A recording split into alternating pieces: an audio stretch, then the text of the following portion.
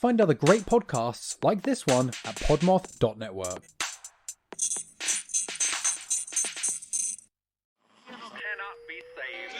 Follow me.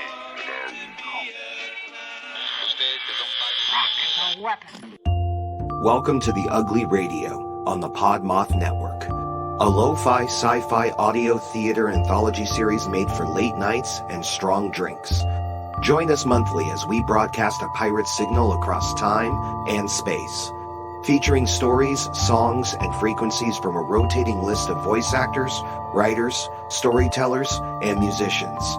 If you're looking for high-quality science fiction, skin-crawling horror, and other genre fiction, listen to The Ugly Radio on the Podmoth Network, now available wherever you get your podcasts. The Ugly Radio. See you in the void.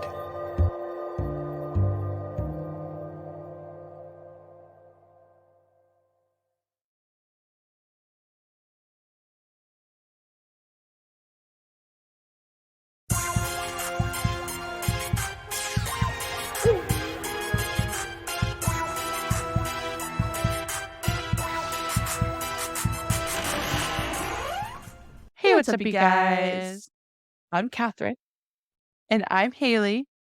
And we are Saturdays for the Ghouls, a Podmoth podcast. How are you doing today, Hayley? I'm doing all right. How are you? I'm fine. Well, I'm doing good. What week is it today, Hayley? It is the first week of May. It is. Yep. And what are we going to talk about in the first week of May, Hayley? I just completely changed everything. Like, you pick a different movie that I haven't seen in like forever or at all. No, but it is the first week of May. Welcome to May, everybody. It is horror movie week. Ooh. Starting off the month strong. Maybe. But yes, it is the month of May, which if some of y'all know, it is Mother's Day. Happy Mother's Day to all of you moms. Happy Whenever that Mother's is. Day. Yeah.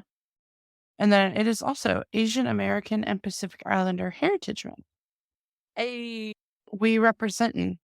so you just put those two holidays in a blender. Oh, what do you get? So my dilemma I really struggled picking a movie this month. I'm not going to lie. Kathryn was there. She witnessed the stress. She witnessed the anxiety. Like, oh, it was awful. I was like, all right, let's do a Mother's Day horror movie. But then they all look stupid and cheesy. Okay. Kathryn was like, well, we could do Friday the 13th because, That's the ultimate horror movie. spoiler alert. Yeah. Spoiler alert. It's Jason's mom. Jason's mom has got it going on. Also, if you're listening to this podcast and you didn't know that yet, who are you? You are in the wrong area. But stay for a while. Maybe you'll learn something. Yeah. They probably just did. Wow. But yeah, so had a whole ass dilemma about all that stuff. And then Kathryn was like, well, it is Asian American and Pacific Islander Heritage Month. So we could combine or do like a movie that was written or directed by someone of Asian descent. And lo and behold, we found a movie that covers Mother's Day and Asian American Heritage Month. Umma. Yeah, it's fun. Which is Korean. Umma is Korean for mother. That is why it's called this. Now you are really in knowledge territory here. You now know a different word in a different language. You are going to learn just a little bit, like basic Korean culture. Basic, like super, not deep dive because we'll be here all day. Because I will go to the depths to find everything. For you guys.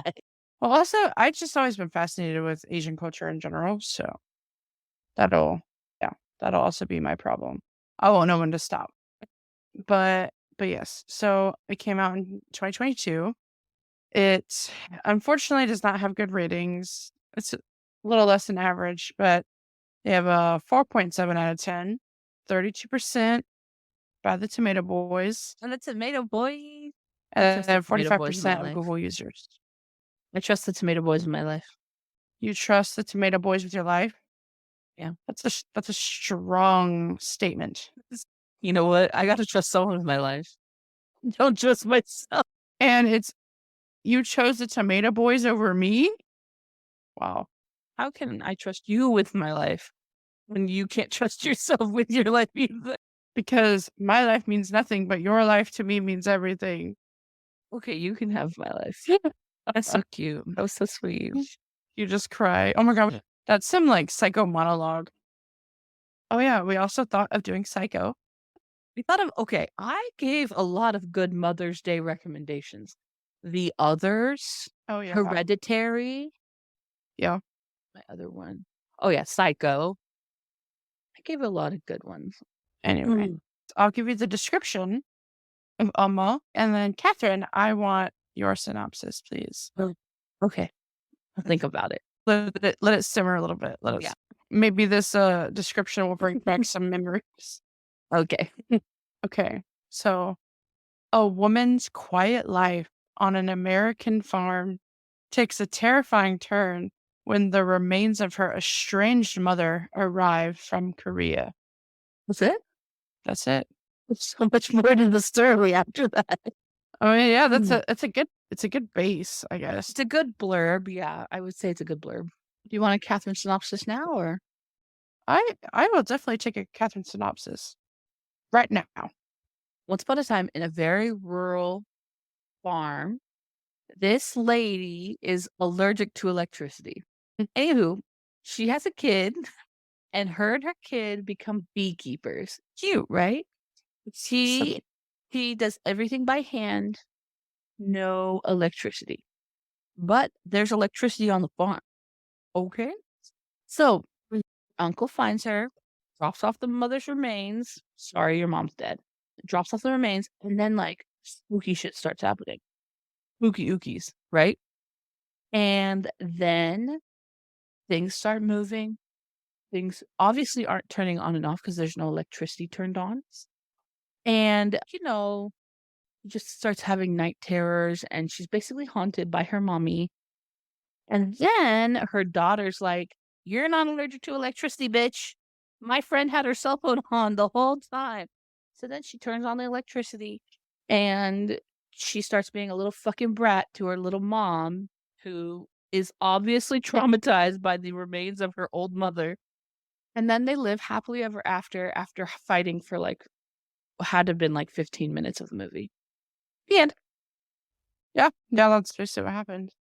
Well, just some like background on the movie before I feel like I'm gonna tear into this movie a little bit. So, this movie was written and directed by Iris Shim, and this was also her directorial debut. Like, claps for Iris. Oh yes, claps. It was produced by Sam Raimi, which Claps for Sam, I guess. yeah. Well, okay. I love Sam Raimi movies, so I was expecting a lot of scares. Okay, so you said that he produced it. So producing and directing are different. So producing could just be that he helped fund it. Producing doesn't mean he necessarily directed the movie. So it could be that he gave pretty much free rein to Iris on her directorial debut and kind of more so funded and approved. I don't know. Right. Well, that's what I think too. I think he mainly funded it. It is a low budget movie. Oh, okay. The budget was nowhere to be found. Just that it was low. Just that it was a low budget because this is a movie that came out during COVID, which you can always tell because it's smaller cast, smaller locations, less locations, whatever. Not more than 2 people in a shot at a time, Mhm. Okay. Well, how much do you think this movie made? $500,000. Damn, it made more than that. Was it more than $1 million? Mhm. 1.3 million. Add another million. 2.3 million? Yeah. Damn, people didn't even like the movie. Crazy. It did okay in the box office per se. Yeah, especially if it's a low budget, that means that they probably made buco. Yeah, I was like, at least they may have made their money back if it's considered a low budget. Yeah.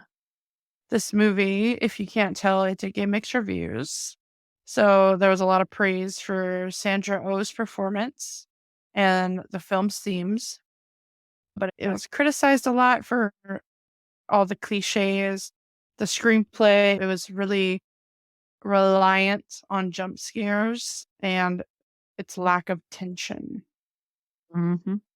So I'd say that. I'd agree. yeah. I feel like it did rely on a lot of like the scares. Okay, so our casting. So we have Amanda, who's played by Sandra Oh, and she's in Grey's Anatomy, if y'all didn't know. And That's we like have the only Chrissy. thing I know her from. I know, same. And we have Chrissy, who plays Amanda's daughter. She's played by Fivelle Stewart. Hopefully that's right.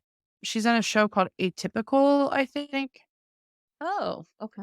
It's what I saw. And her brother is Boo Boo Stewart. You don't know who that is? He's in Twilight. Oh, okay. And then we have Danny. He's played by Dermot Mulroney. And for our Scream fans out there, recent Scream movie, he plays Officer Bailey. But if you like Shameless, he's also, don't remember his name, but he dated Fiona. He was the diner owner or He's the manager. He's the diner guy. That who's always addicted to heroin. Not to be a downer. And then we have River. She's played by Odea Rush. I don't know what else she's been in. I didn't look it up, but that's literally all the characters in the movie other than Umma and the uncle. That's it. And the teens at the shop. Oh yeah, the bully teens that are irrelevant. They're in it for like 5 seconds. So yeah, they're just put in there to let you know that Chrissy gets bullied. Yeah. Did you have the name of Umma? Okay, her name is Miwa Alana Lee, and she plays Amanda's mom, or Umma. And then Tom Yee is the uncle. But like we said earlier, this was a COVID movie. So when production began, so it was announced in January of 2020 that filming would start in Vancouver. But April of 2020, they shut down because of COVID. And then filming restarted officially October 7th in 2020. And they wrapped up January 2021. And they filmed in California only. And it premiered in Koreatown in LA on March 15th, 2022. It just premiered there? It didn't premiere anywhere else? Wow. And then they released it to the theaters like a few days later. To everywhere. Okay. Cool. I honestly don't remember this movie being advertised or anything anywhere. So that's why I was surprised that it was not a limited theatrical release. I did see a thing somewhere that was talking about how the ads for it were definitely rare. Like there was barely any ad money or ads bought out. I remember seeing the ad like one time, I think, when I was at the theater. And I was like, ooh, that looks good and scary. And then I never went to go see it because I forgot about it. And then it came on. It came on Netflix, and I was like, oh yeah, I was wanting to see that movie. And now you have. And now I have. And unfortunately, I'm glad that I did not spend $30 to see it. It's definitely, it would not be worth a movie like theater prices. Sorry, people who worked on that movie. Yeah.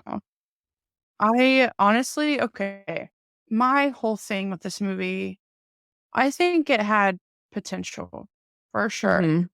Yeah. But I think, good old COVID definitely caused problems in it. And I feel like they should have just waited. Like got more time, got more funding. I feel like it was maybe rushed because it just, I don't know. I felt like it was a movie I've seen before, just with different cultural undertones. Like that was probably the best part of the movie was the cultural undertones. That's what made me like it because you've never seen a movie like that before, Right. at least in an American style per se. Right. Like obviously, if you watch like the Japanese films or Korean films or whatever, it's probably gonna have that.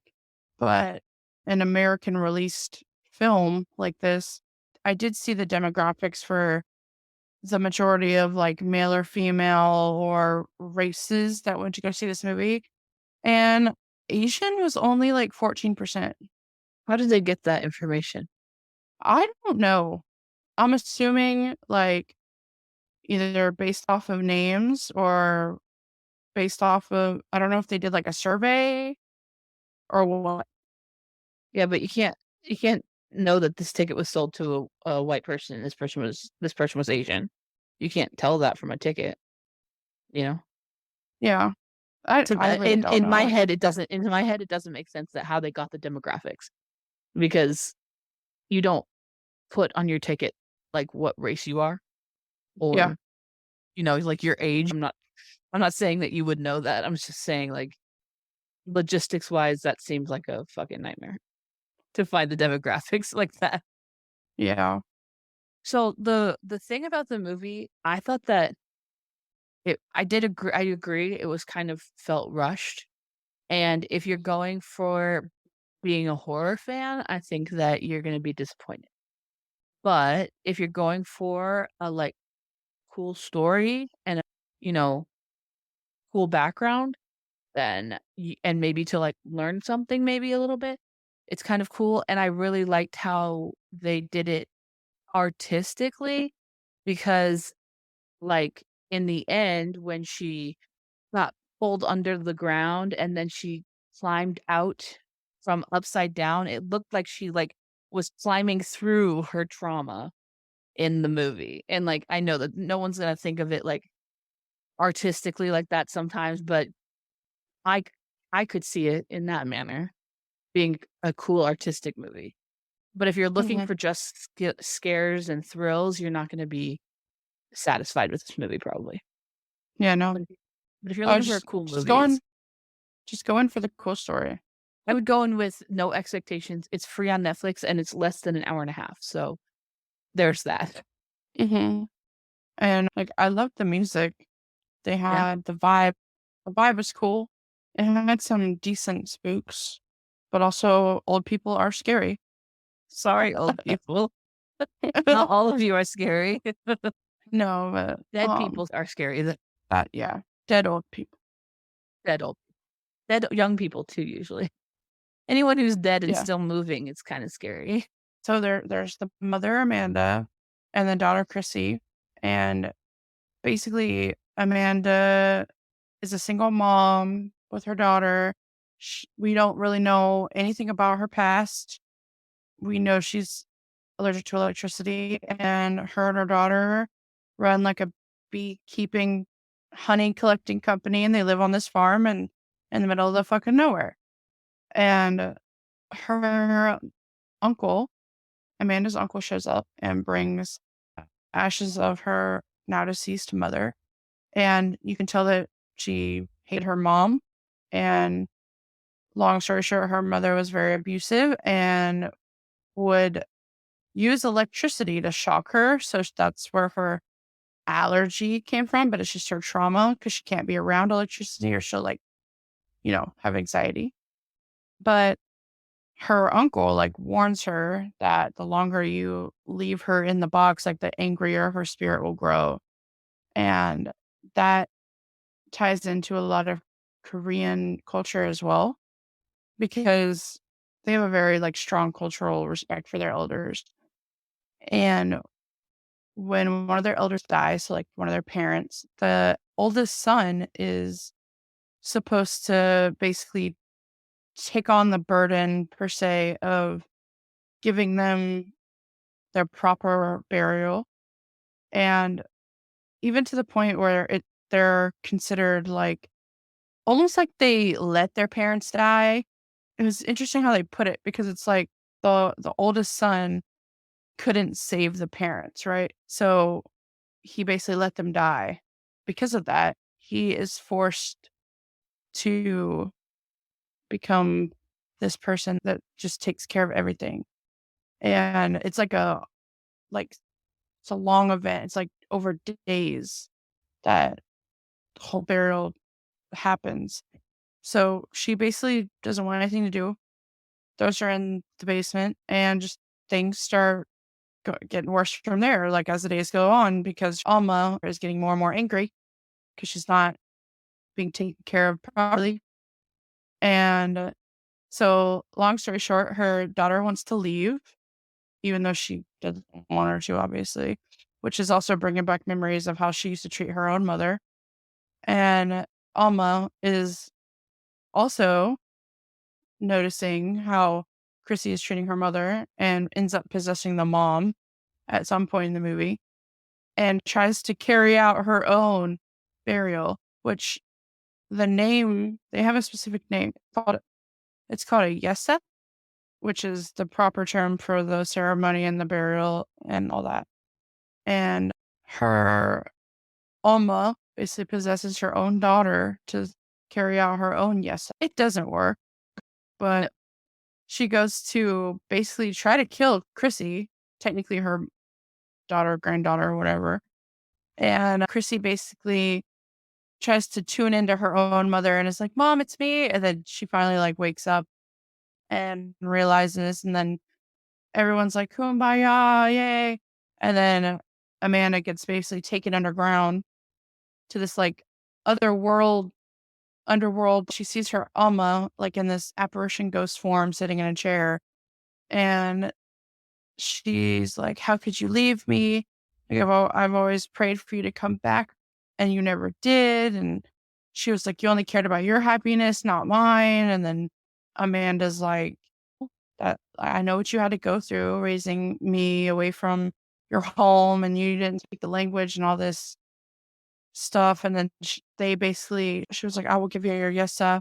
So she passes on, and Chrissy and Amanda have a yesa for Umma, and they wear their traditional dress with the Yeah. high With waisted the like wrap ribbon. Yeah. and yeah, with the ribbon. And that's the same clothing that they wear in the traditional yesa in Korea. And you know how at the end when they bowed like 2 or Yeah. 3 times? Yeah. They did it exactly how the tradition is in Korea. So all of That's that is cool. accurate. And then instead of like flowers and whatnot, like they have like the picture up and they have food and drink and like all of their luxuries, like all their favorite items, just like they did in the movie. Like that's how they traditionally bury their dead. And then another thing, I wish they would explain it more in the movie because unless you're aware of Asian culture, you won't know what that nine-tailed fox is about. Yeah. I mean, I saw it on the ribbon that was on the suitcase, and then we saw it Mhm. in real life when she was, you know, but I didn't I Right. don't know what a nine-tailed fox is. So I was trying to see why they had why they would do the wrap with the nine-tailed fox. I couldn't find anything on that.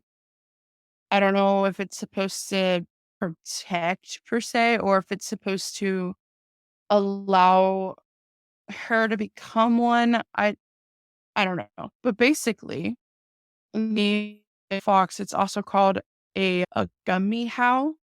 And it's a shapeshifter and it's typically a female and they seduce men to eat their hearts and livers. And not a good it's not a good spirit. It's malicious and it's an evil entity basically. So I I couldn't find anywhere why they would symbolize that like wrap around her ashes. So that's why I was like, I wish that they would have maybe elaborated on that a little bit because I don't know. And the CGI too for that nine tailed fox is awful. Yes. So So yeah. The reason I think that they did the nine-tailed fox on the scarf was because the granddaughter looked at the scarf and she saw the nine-tailed fox, and the granddaughter doesn't have anything attaching her to her heritage because Amanda didn't raise her with Korean traditions. And so what I imagine that the nine-tailed fox was supposed to symbolize was like, this is something to do with your grandma. And maybe because that's the only thing that she had attached to Umma in the suitcase was the nine-tailed fox. That's the only thing I can think of because Chrissy wasn't raised with any kind of Korean traditions from Amanda. But yeah, that's all I have on the movie. Wow. There wasn't a lot. There No. was not a lot. I was very enthralled in the Korean traditions that you were talking about, so I was, like, trying to listen instead of interrupt you. I know, that's why I was like, okay. When I said I went down a rabbit hole, I also wanted to make sure that I was pronouncing everything right. Because in the movie they do talk about the Hanbo and then the Yesa. So I was like, I don't want to mess this up. Right. Well, what is your final ratings? Are we gonna go about with ratings, or what are we doing now? It's up to you. Yeah, that's all I have. So I would say this movie's a fun little watch for someone who isn't that into scary movies, but they want a little spook, Right. but they don't want to So fully commit to like Insidious or something scary. right. So And it's a bloody. good little like first. It's not bloody, nothing crazy. So, But what would you rate it as a horror movie first and then rate it as a regular movie, just like a run-of-the-mill movie? like a 3. Okay, and then as a regular movie. We'll do 5. Okay. I was thinking the same if I was gonna rate it separately as, like, a horror movie and then just, like, as a movie itself, I'd say the same. 3 and a 5. A 3. I was gonna say 2, but I thought I was also gonna say 2, and then I was like, I don't want to be that mean. I know, I was like, "That sounds so mean," but it's just simply because it's not that scary, and it's I feel like a 1, 2, and a 3 are good for, like, anyone to watch if they want spooks. You know what I mean? Like, literally anyone can watch this movie, and it'll be maybe a little scary, but it's not gonna give you nightmares, it's not gonna make you, like, you know, it's not gonna stick with you forever. So I'd say anywhere between a 1 and a 3 on a horror scale, that's what I'd rate it, a 2, 2.5 maybe. But Okay. if I rated it as a regular movie, I was thinking 4.5 or 5, which also is sorry. I hate rating things so low I mean, we're also just desensitized to everything. 'cause okay, so also my 10 and your 10 would be completely different too. I feel like my 10 would be I would hit my 10 before you do. I don't know. Sometimes I think that I can look at things more though than you can. 'Cause sometimes you're like when you're watching something that's a little scary or like that's a little tense, you like sorry, no one could see that because we're obviously in an audio form. But she just like kind of like squints her eyes so she can see a little bit and like twists her head away so she doesn't have to see the whole thing. So Uh, she can still like watch but not and she just kind of holds that position and I go, "You lurk, you watch the movie." you little bitch. If Yeah. you went to go see our videos that we watch movies together on TikTok, you'd see exactly what I'm saying. I say that to her all the time. It's like, you little bitch. Yeah. It's not even it's not even necessarily during bloody parts. Like the bloody parts don't scare her like that. It's only when it's like and it's something like building to a spook. She's just like, I don't want to be jump scared. She's like turns her head and like just looks out of the corner of her eye. Like she's like she's more scared of being jump scared than, like, just someone's guts pouring out of their stomach onto the ground. She's like, "That's Yeah. so cool." You give her blood, she's like, "Oh my gosh, that was so cool." And you give her, like, fucking tense music and, like, spooky, like, atmosphere, and she's like, "Well, I can't." Exactly. That's exactly how I am. You are correct. And I'm more You just so, described me so perfectly. I don't look away, but I get like shocked at blood and guts. So like if something bloody happens, I'll go like, oh my gosh. Like obviously, like it hurt me to watch them get hurt. They're fine. Do you have anything to tell the Oh my spooky gosh. babes before we go? Spooky Babes, it is the first week of May. Welcome to May. I'm also really excited. I'm sure Kathryn's excited too. But this month is the month of CrypticCon, which if y'all knew us last year, it's a little horror convention that I used to go to, or I do go to every year. And Kathryn went with me for the first time last year. And as some of you may know, Kathryn abandoned me. I'm just kidding. I'm just kidding. I gave her She- plenty of she- warning and asked her to come with me. I did not abandon her. Me and Kathryn don't live in the same state anymore. And it's been a long time since we physically seen each other. So going from seeing someone every day, like, to like not seeing her at all, except for once a week or twice a week on like video call, it's sad. But she's coming up here so we can go to CrypticCon.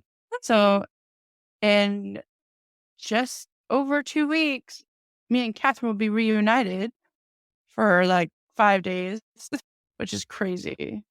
We'll be stuck in a hotel together. Are you ready? No.